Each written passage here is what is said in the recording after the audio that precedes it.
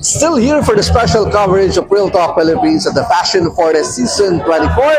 And we are lucky to have one stunning model all the way from Manila. Also holds the title as Mr. Teen Philippines Manila. We have Seiya Marasigan. Hi! Hello po, hello everyone. Ayan. So, you're into pageantry. Tama? Yes po. And ngayon, nararampa ka naman sa isang runway. Is this your first time to do a runway or hindi naman? Hindi naman po. Hindi naman po. Okay, so, but for the fashion portrait, is it your first time? For Fashion Forte, this is my third time or Oh, second really? time. Wow. So, hindi ka naman pala bago dito. And you know that this is one of the prestigious runway.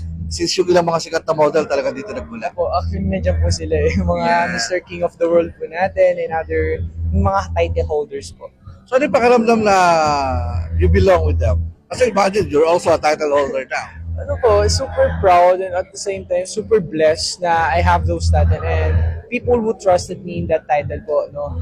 Yun, super trusted, super happy, blessed, yun po. Okay. So, aside from modeling, pageantry, are you still studying or you're working already?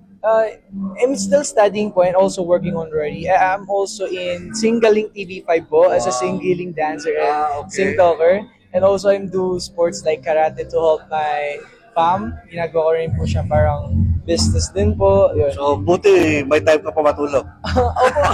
Opo, buti nga po. Iba po dahil mo nagsasabi, natutulog ka po ba siya? Yun.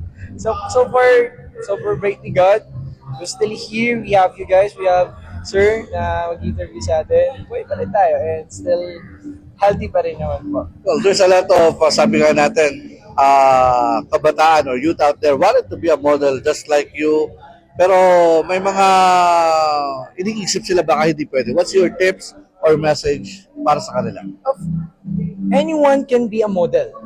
Can be a model. No, it's up to your confidence. No, wag mo isipin yung iniisip ng iba sa'yo. If you like what you're doing, keep going. If wala kang masamang wala kang inapakang tao, go for it. No? Lalo na makakatulong for yourself, for your confidence, for your family, also to your peers sa paligid mo. And also, yun, nakadevelop din siya ng self-development mo. Basta huwag ka lang, hayaan mo lang sila, just keep them talking behind your back. And it will be paid off in the future. Yeah, well, Lahat ng pagsisikap at paghihirap, may kabayaran yan, right? Kaya po may kasabihan nga po tayo na nasa Diyos ang awa, nasa tao ang gawa. Very interesting talk. Thank you very much for your Thank you time. po, thank you so much And po. seeing you more on the runway. Once again, this is Leo for the special coverage of Real Talk Philippines.